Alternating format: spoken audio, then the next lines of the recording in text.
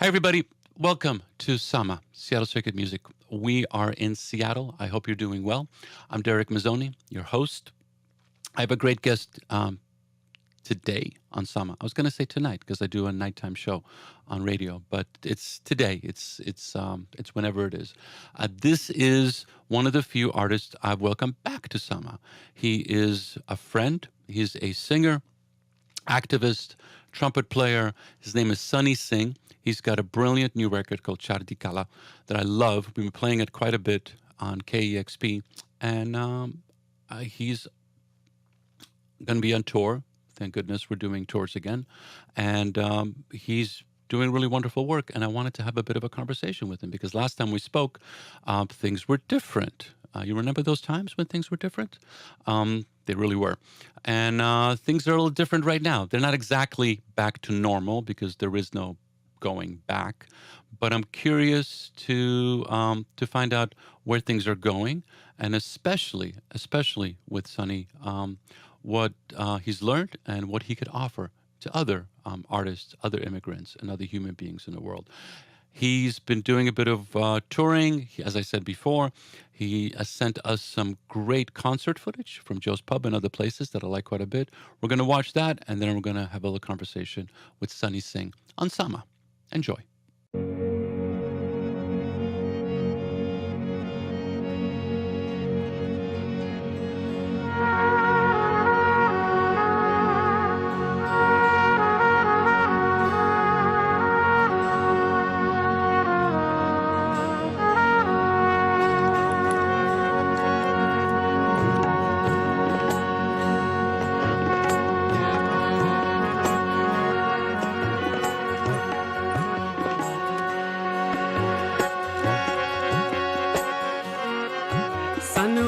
पल चैन न आवे सानू एक पल चैन न आवे सजना तेरे बिना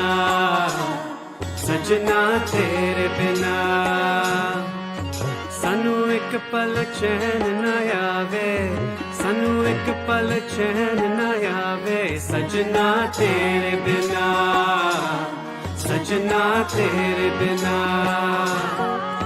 साडा कलिया जी नहीं लगना साडा कलिया जी नहीं लगना सजना तेरे बिना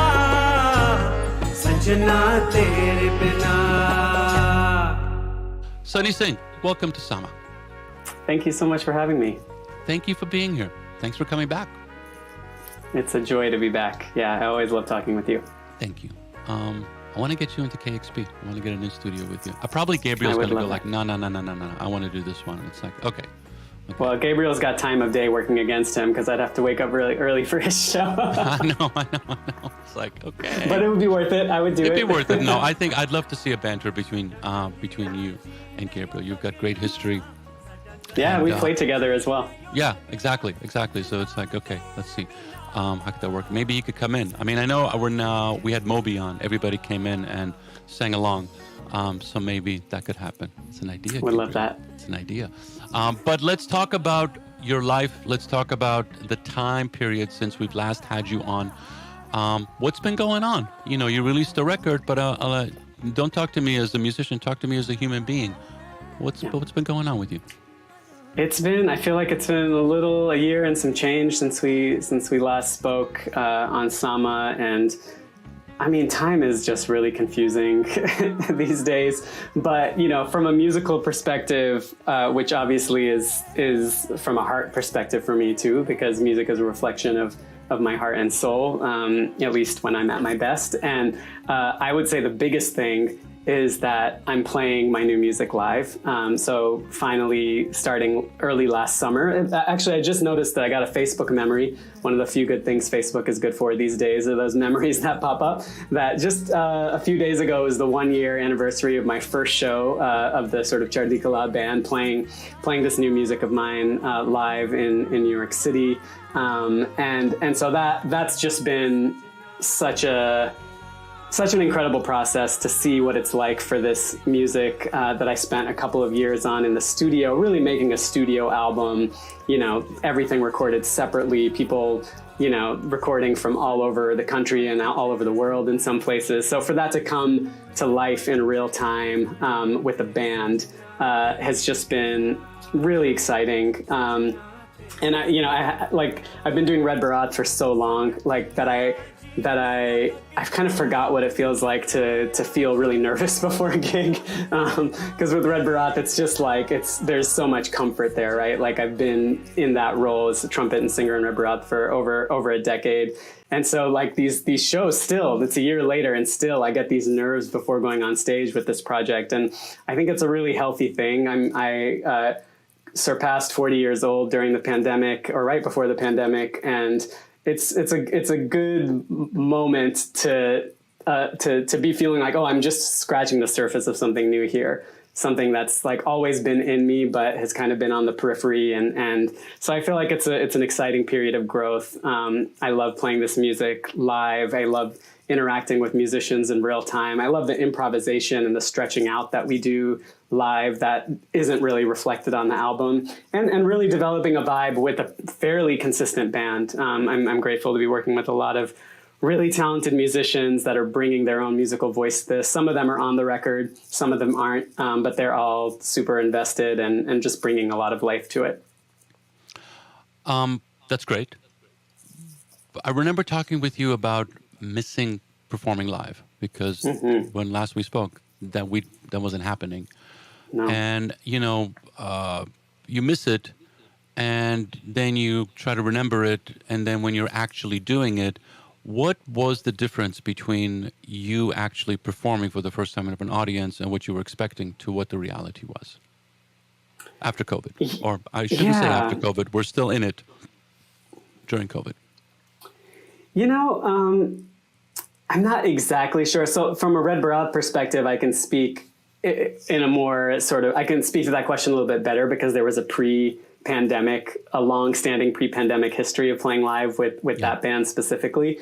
And the first time we played together as a band was actually in Fort Greene Park. Instead of doing a rehearsal in a studio when, the stakes were kind of high, last spring, or early last summer, we just decided to get together in Fort Greene Park and do a little bit of busking, rehearsing, and just playing with musicians in real time like that again. I felt that part of the experience. So audience didn't even matter in that moment because we were playing in a park. It was fairly unannounced. Just that real time interaction with music that's just been a part of me for so long. Right, I've been in that band since the beginning, since 2008. It was like a flood of emotions, just getting to interact with musicians in that way again. And so I think that's something that I often took for granted, right? When you've been in a band for a long time, you think more about, oh, the audience was really great at this show. I really felt their energy. But to remember that so much of what we do is about that relationship and communication between band members, between bandmates. So that's been a really big change. And then with my new project, with my solo project, it's just everything has been new about it. And so, after making a studio record, it's what is this going to look like and feel like? There's so much instrumentation on the record. So how can I boil this down to a 5-piece band? And what are people going to think, right? I had no idea what an audience was going to think.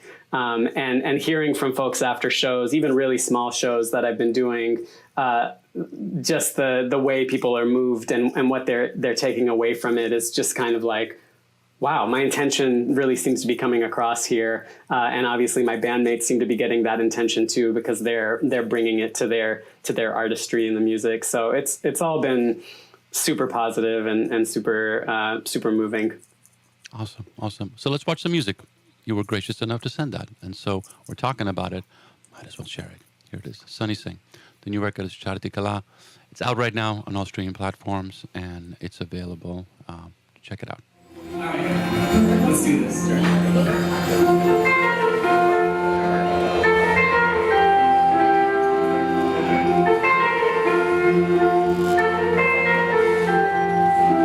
Chardi Kala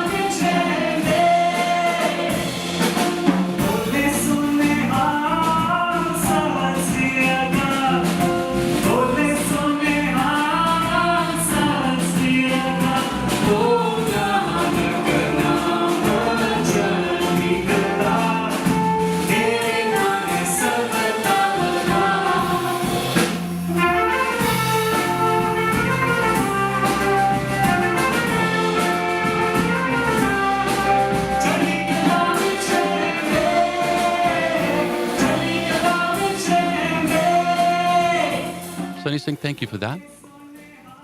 You're an activist also. It's been a challenging few years.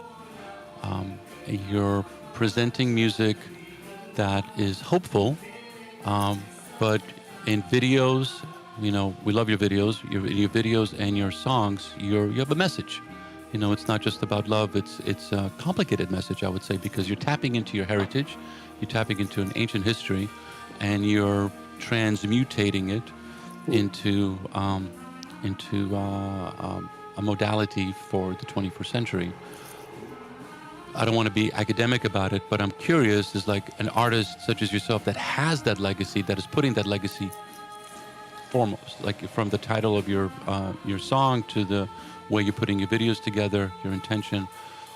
What are you trying to say to the to your audience right now, knowing that, you know, you've taken you don't have a, you know, you're not putting a hood over your eyes, you're seeing what's going on in the world, and you're speaking to that. How is your music playing into that? I know it's a big question, but this is what you're putting out, so I'm curious.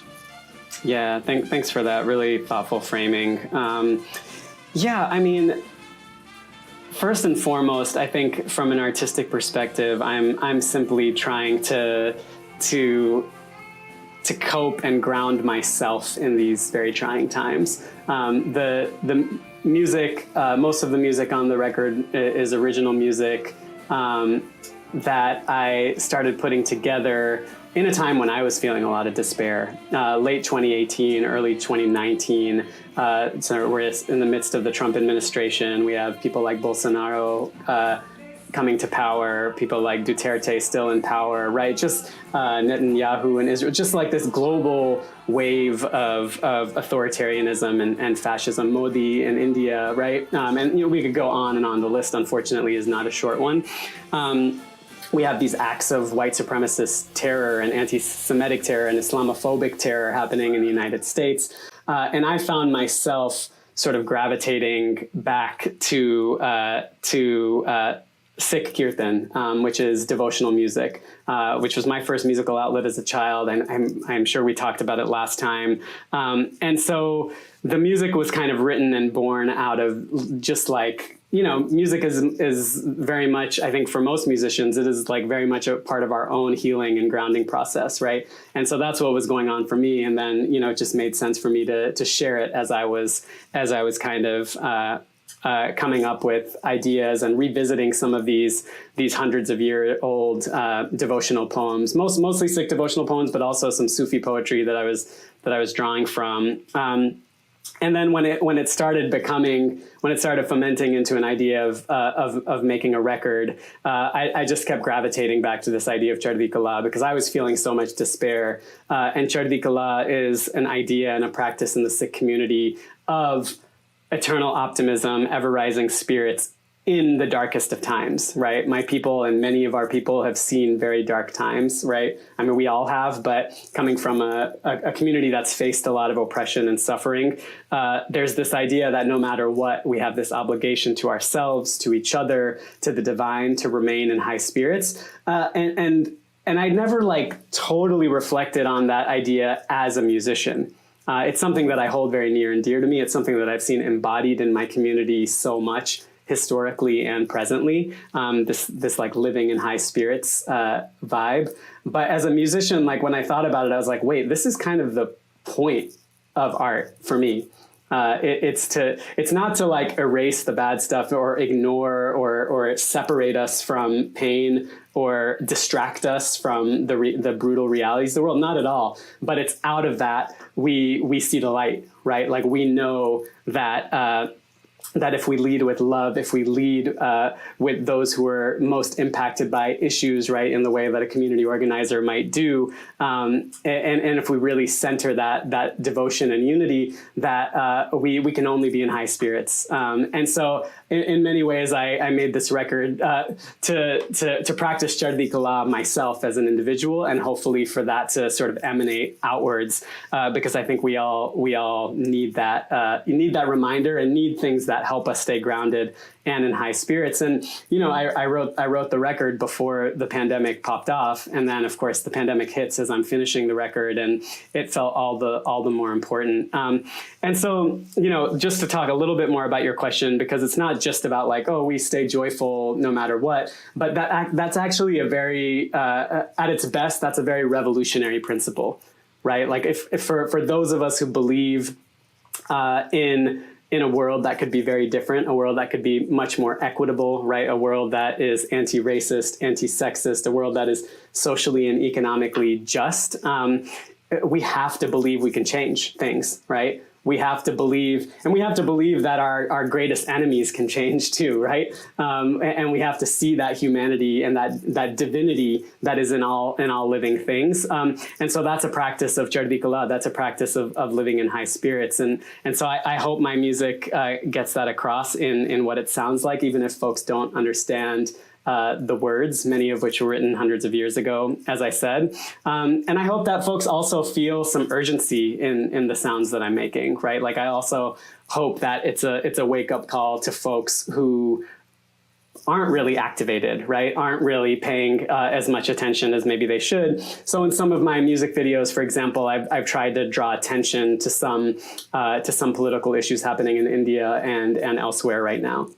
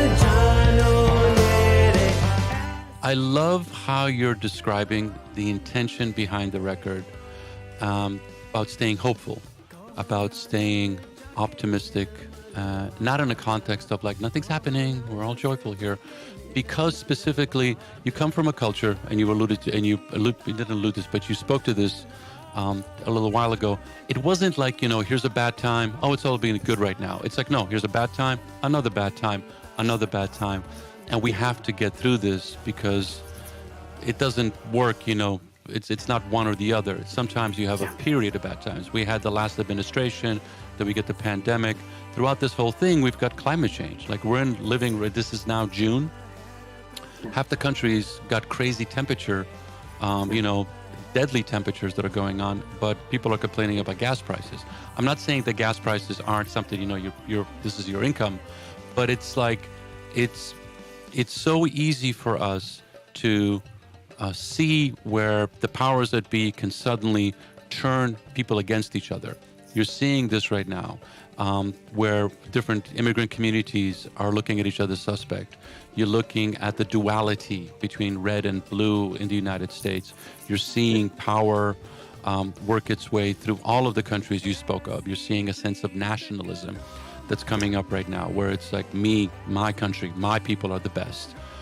That's not going to help us as we're dealing with these existential crises, one after another, to survive as a species.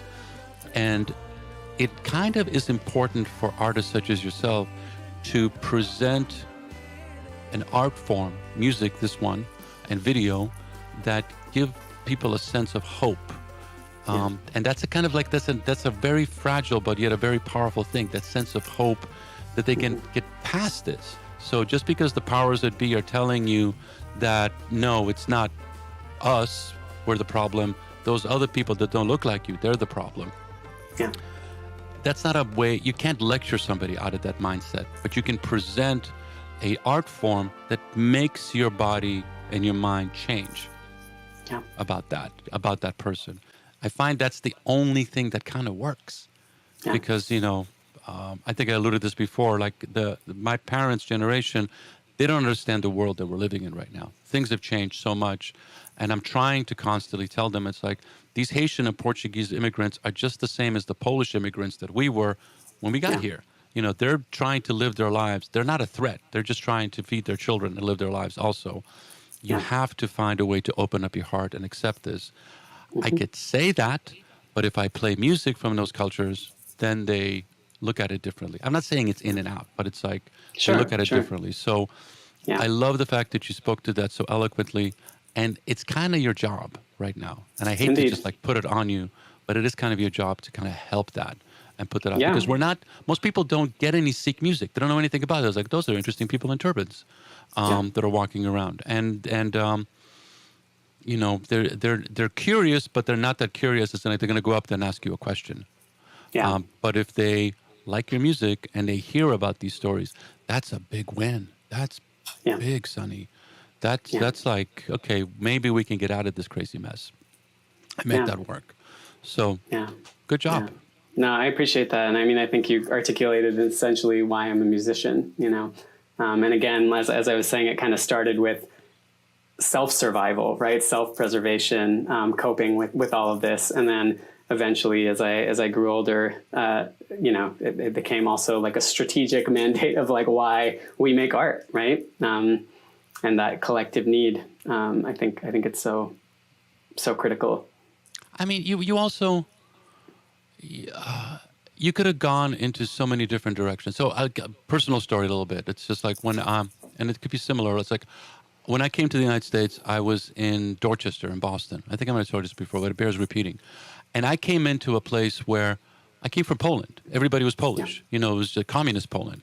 And suddenly I'm in America, not speaking the language, in Dorchester, which is a really interesting neighborhood, with all these different populations, Irish, Italian, Portuguese. They didn't like each other. And obviously Poland I lived across the street from an African-American family. And it was my first time, becoming friends. My first friend was a kid named Tony, African-American kid. And we were awesome. But it was really like, it was interesting because suddenly the white kids in the neighborhood were like, what are you doing? In my understanding of that broken English, picking up the language, seeing what was going on. Boston is a crazy racist city at that time. And suddenly these people that I thought were intriguing, because I came from a place where everybody spoke one language, everybody was the same, to have this diversity. And I was like, this is phenomenal. I was hearing music, I was hearing all these things. I then suddenly realized that these people don't like each other. There's a battle going on, and it's a battle for crumbs. It's not a battle for power. It's literally whatever's going to give you. You were in North Carolina. You and your brother were the only Sikh kids. I'm a white male. It's like I had an accent, but everybody else kind of like, okay, whatever, you're Polish. I'm going to say a bunch of really mean, hurtful things about your culture and your heritage, but it's different than being with a turban and all that in North Carolina in the South. You didn't, your narrative is probably very complicated, but you didn't crumble under that pressure. You actually transmutated that into something really beautiful and powerful. And a lot of people don't get that. A lot of people that were born here don't really, it's not a reality that they can understand. And I try to get people, that have gone through that to speak to that, because it connects people in that sense of humanity. And especially you're 40, so 20 years ago was a different country. It was a different kind of place. And 25 years ago when you were a teenager in North Carolina, I don't know what kind of hell you went through, but you survived, and you actually created some beautiful artwork out of it. So if you could speak to that a little bit, in that way where it's like, you don't have to share things that might trigger you or somebody else, but it's like, I know it must have not have been like, oh, I was just loved by everybody. And they celebrated every time I walked in the door. Yes, that would be a correct read of the situation. Yeah, I mean, my childhood, I was actually born in Charlotte, North Carolina. My parents immigrated in the late 60s and early 70s and settled in Charlotte. And at that time, the South Asian community there was really small. It was mostly a white and black city. And I went to school with a mix of white and black kids. And, you know, kids on the playground would ask me, "Are you white or black?" That was literally the question they'd ask me. You know, kids are like very, very frank and forthright. They're often more comfortable talking explicitly about race than adults are, in a way that can be positive, right? But obviously that binary framing was very, very confusing to me as a 5-year-old or however old I was when I was in kindergarten, first grade. And the bubble of leaving my leaving my family's bubble was like kind of a shock to the system, right? I never knew exactly how to answer that question, but what was clear to me, even from kindergarten, I was 4 or 5, was that I wanted to be white, right? That being white would be better for me, right? Like you don't have to have studied, the social construction of race and, you know, racial politics in the United States to know that, right? You know that from when you were a toddler, you can just see it, right? And I saw it on the playground. I saw it based on the economic realities of the white kids versus a lot of the black kids at my school. I saw it based on who the popular kids were and who were less popular, who were more made fun of, right? And so I knew that I wanted to be white, and that's such a painful thing to even say out loud, but that's the reality, right? So, you know, I think as soon as I kind of entered that environment, I didn't feel any sense of pride in who I was, in my Sikh background or my brown skin or my Punjabi South Asian heritage. I felt a lot of shame and I felt a lot of confusion. And my parents, who migrated here did their best, right? They weren't opening up conversations about these issues with me because they didn't really know what was going on themselves. And you know, we still haven't talked that explicitly about those days because, like, they don't even like to talk. My dad came here in 1969 as a graduate student at the University of Minnesota, and he's never really told me about the racism he experienced. I can only imagine, as a turban-wearing Sikh man moving to Minnesota in 1969, what he dealt with. But anyway, I didn't have a lot of ways to cope or process what I was experiencing. I had an older brother who was going through all the same stuff, but we also never talked about it, right? This was an unfortunate reality where that kind of communication wasn't really happening in my family. And so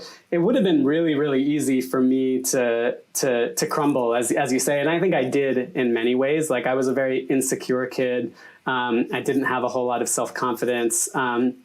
I certainly made some friends here and there, but it was tough. It was very tough because that harassment, bullying, you know, my turban was pulled off on the playground when I was 8 or 9 years old.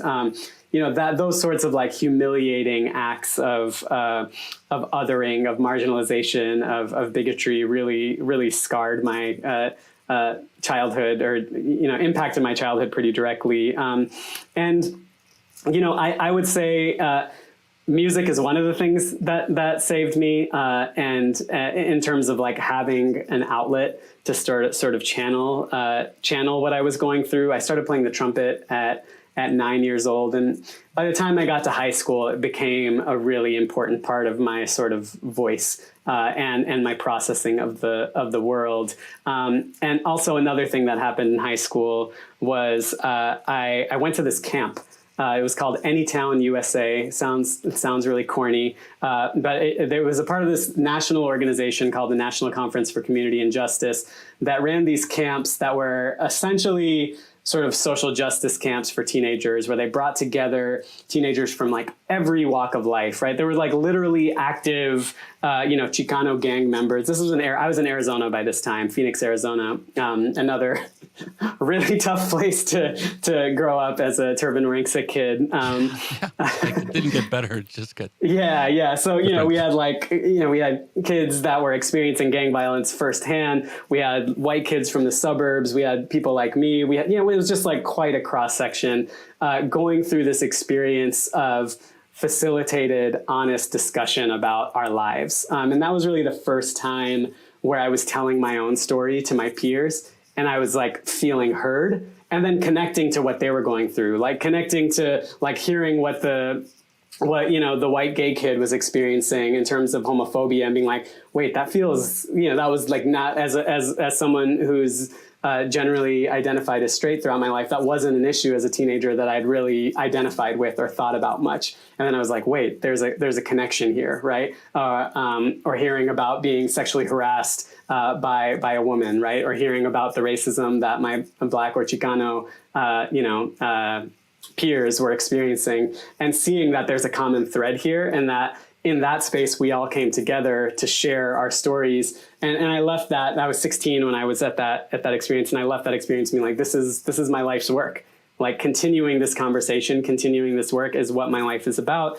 And how long ago was that? A long time ago. 35 years later, it continues to be my life's work. So I started facilitating workshops and facilitating this work after that as a teenager. And that's the work that I still do in addition to my music. And through this new musical project, I'm trying to bring those things together on stage a little bit and really incorporate that sort of political, historical, education and history kind of within the music. Perfect. Thank you. It's awesome. It's a perfect time for this right now because, this was 35 years ago. So obviously it's a completely different world, but it was like an incubation because I just made myself 50, 25 years ago. 25 years ago. That was like an incubation for where we are right now. And sometimes these things, they're too ahead of their time, or another word for it, they just can't be received. They're not exactly too ahead of their time. There's just like there's a population doesn't really quite understand this right now and now they can, and they are. And going back to my initial point, you're doing this through an art form. So it's not a lecture. It's not, you're not trying to make people feel bad for the choices that they made before or because they didn't understand. It's like, here is this new understanding. Here is this new offering. And it kind of goes back to, to Sama's motto is like, celebrate diversity, but champion our shared humanity. And it is so important for that, for my kids, for your future kids, and for everybody else out there. This is the work that needs to be seen and heard right now, not just in the context of like, okay, we're going to accept our friends who look different than us or may speak a different language or choose to wear different clothes, but as in like, we've got some serious shit that's coming up. Look at the thermostat wherever you are right now. It's not going down, it's going up, realistically and metaphorically, and we need to come together in order to make that possible. Indeed. Sonny, thank you so much. We're going to hear some more music. So let's get into the nitty gritty. The record's out, touring. Can we see you on the West Coast? I mean, obviously it's easy for you to just like, text, I'm available, and play up and down the East Coast. But what about the other part of the United States? I am so ready and really hoping to line up some national touring and beyond. So anyone hearing this who is interested in bringing this music to your venue or performing arts center, college, and university, we're road ready and getting out there on the East Coast already, and really hope to come out west. Okay. Definitely hope to do that KEXP live session when we're out west too. So there may be an LA show coming up this summer, awaiting some details. I recorded much of the album in LA, so that's been a high priority to make happen. But we shall see what the coming months bring. Yeah, and also, it's a different world. And as I alluded before, I took a month-long road trip last summer to show my children who were born here what this country is like, and that it's not, they live in Seattle, so their idea of the Midwest and everything is like Nazis, racists, homophobes, etc. They're there, but it wasn't like that. We went all over the place, and we found these. We called them blueberries in the red soup of this country. And I would love to see you play in North Carolina. I would love to see you play in Phoenix. I would love to see you play in Rapid City, Oklahoma City, all these places that you kind of need your work more than LA and New York and Seattle. Because, I'm not saying we get it. Obviously, there's a lot that don't.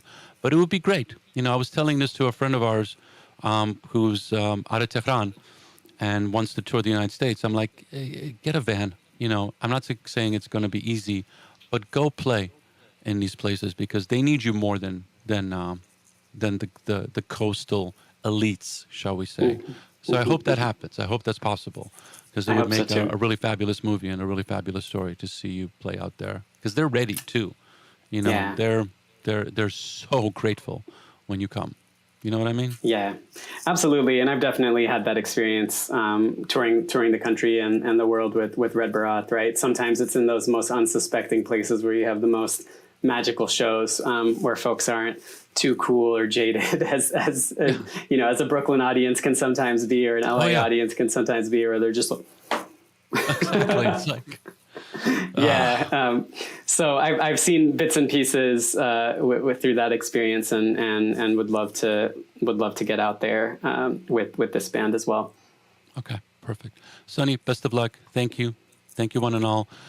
This is Sama, Seattle Sacred Music and Art. We're on every week. Please like, subscribe, share, so we can share more of these amazing stories of artists throughout the world. However you may be receiving us, TikTok, Instagram, Twitch, all the social media platforms. Please tell our stories. Go buy this record. Actually buy it, and because it's tough to bubble up in streaming services. And tell your friends. Let's try to make the world a better place. Bye. It seems like some kind of utopian vision to imagine a world without all these forms of oppression and exploitation, right? To dream that, to imagine it is quite difficult. And that's part of why I'm a musician, because I think through art, through music, we can help at least imagine it. And Antonio Machado's words, "Se hace camino al andar," just speak deeply to me that we'll figure it out as we go, right? If we lead with love, if we lead with unity, if we lead with connectedness, we're going to figure this out.